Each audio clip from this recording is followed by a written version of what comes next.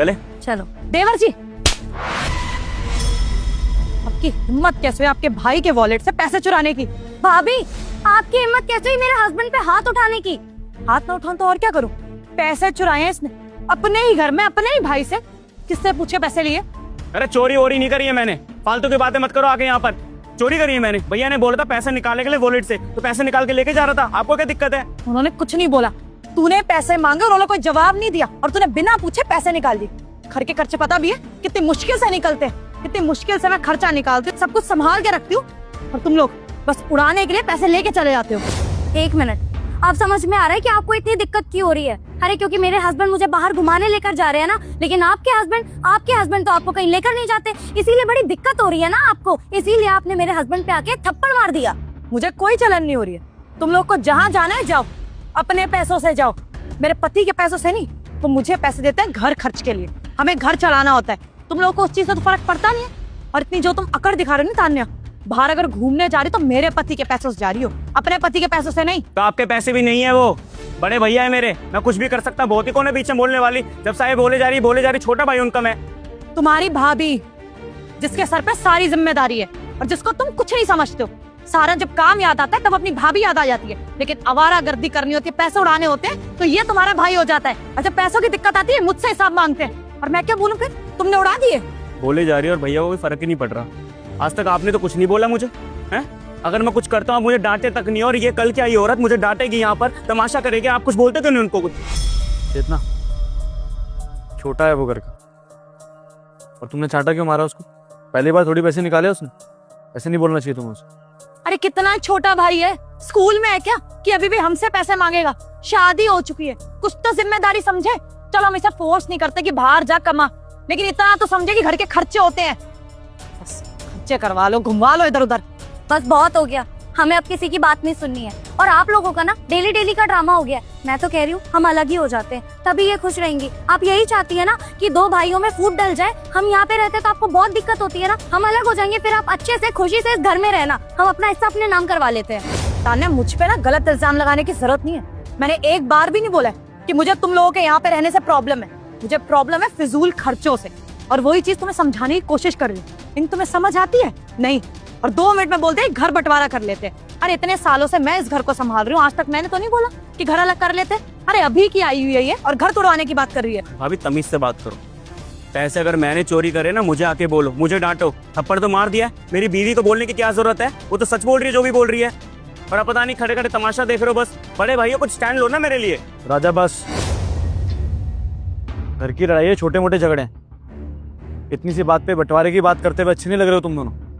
और तुम दोनों जहाँ जा रहे थे वहाँ जाओ, शाम को बैठ के बात करेंगे इस बारे में। भैया मेरे को कहीं नहीं जाना, अब मेरा मन ही नहीं कर रहा अब। राजा तू अपने भाई की बात टालेगा, चुपचाप लेके जाए इसको, समझ में आया? हाँ बोल रहे इसी वजह से जा रहा हूँ बस मैं। चलता नहीं।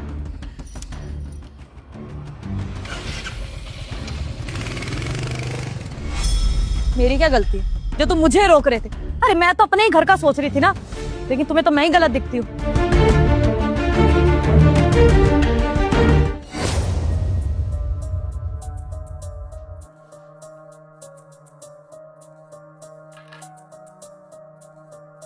चेतना, मैं जानता हूँ हर चीज़ में तुम्हारी गलती नहीं होती है, लेकिन तुमने अभी जो बाहर किया वो तरीका गलत था, और बस यही समझाना चाह रहा था मैं तुम्हें।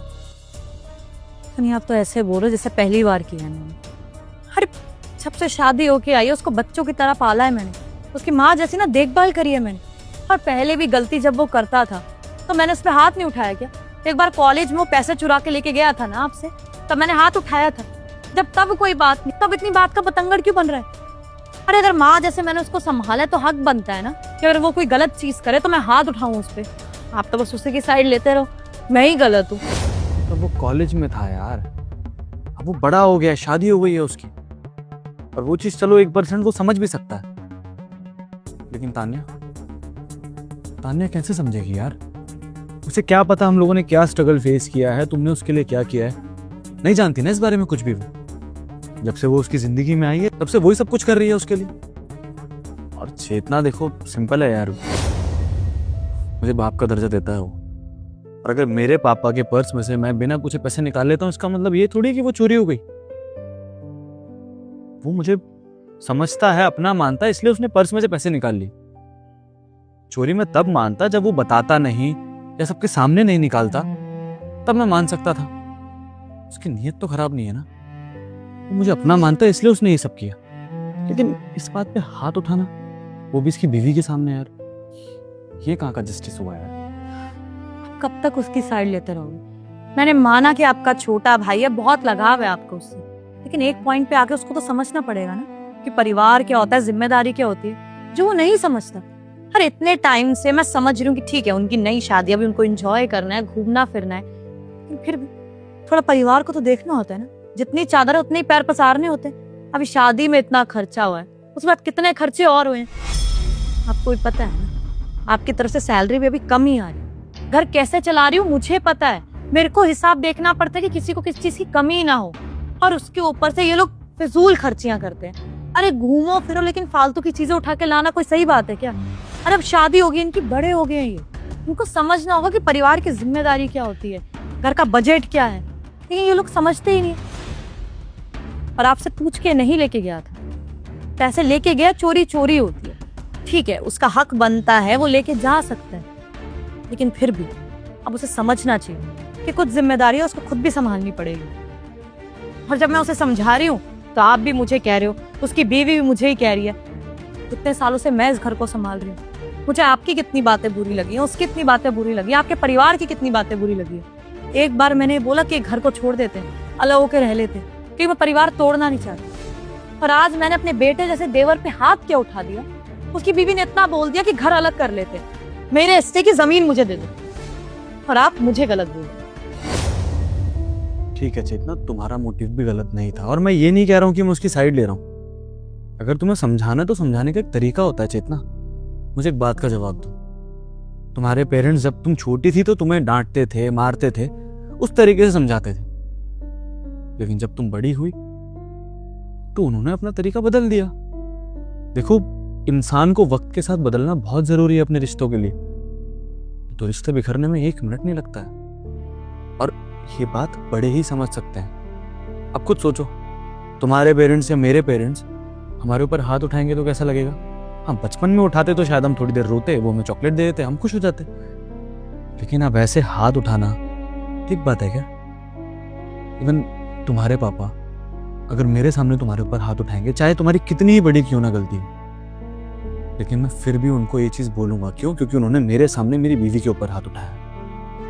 अब उनकी समझदारी क्या कहती है? उनकी समझदारी ये कहती है कि तुम कोई गलती करो तो तुम्हें प्यार से बिठा के समझाए या अकेले में समझाए। ये तरीका होता है यार, और यही सीखना है हमें।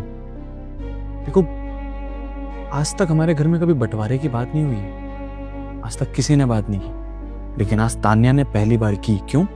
क्योंकि तुमने भी एक लाइन क्रॉस की, इसलिए उनको भी करनी पड़ी। ये लाइन को मेंटेन करना बड़ों के हाथ में होता है चेतना। रिश्तों की डोर बड़ी नाजुक होती है, यूं टूट सकती है, पता है?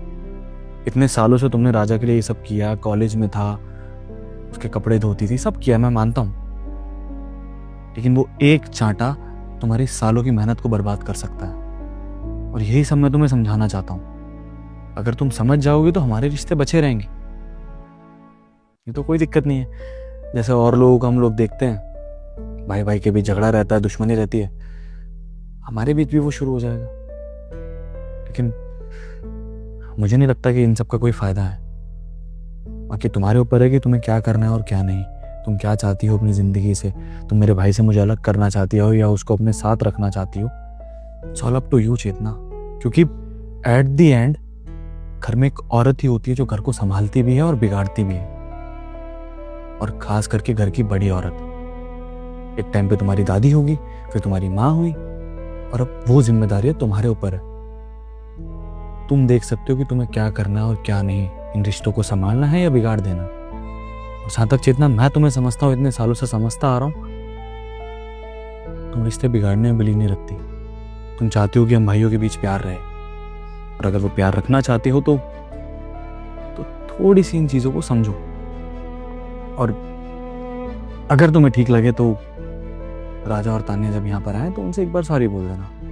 देखो, मैं तुम्हें ये नहीं कह रहा हूँ कि इसका मतलब झुकना हो गया, बट लेकिन हमारे पेरेंट्स भी तो हमें कभी कभी सॉरी बोल देते हैं ना। जस्ट बिकॉज वो नहीं चाहते कि उनके बच्चे उन्हें कहीं छोड़ के जाए। इसी तरह मैं भी नहीं चाहता, और मुझे पता है कि तुम भी नहीं चाहोगी। बाकी तुम्हारी मर्जी है। नहीं, आप सही कह रहे हैं, मेरी ही गलती है, मैंने ओवर रिएक्ट कर दिया। हमेशा से राजा को संभालते आई हूँ, समझाते आई हूँ, उसकी गलती पे उसे डांटते आई हूँ। मेरे लिए तो वो मेरा बच्चा ही है, लेकिन मुझे समझना चाहिए वो छोटा नहीं रहा। शादी होगी, उसकी बीवी है, और किसकी बीवी ये बात सह लेगी कि कोई आके उसके पति पे हाथ उठाए। अगर आपके साथ ऐसा होगा तो मैं भी सामने वाले पे गुस्सा ही करूंगी। नहीं, मेरी गलती है, वो बड़े हो गए, मुझे बैठ के समझाना चाहिए। मुझे लगता था कि पहले मैंने उसको मारा है, उसको डांटा है, तो अब भी मेरा हक बनता है, लेकिन अब मेरा हक सिर्फ समझाने का बनता है। आप सही कह रहे हैं, जब वो आएंगे ना मैं माफी मांग लूंगी उनसे। मैं खुद नहीं चाहती कि आप दोनों भाई अलग हो या घर टूटे। माफी मांग लूंगी और बैठ के समझाऊंगी। और समझदार है राजा, वही परिवार को बना के रखना चाहता है, समझेगा कि घर में दिक्कतें हैं। और तान्या भी समझदार है, उसकी भी कोई गलती नहीं है। उसकी आंखों के सामने उसके पति पे कोई हाथ उठाएगा, गुस्सा तो आएगा। मैं माफी मांग लूंगी दोनों से।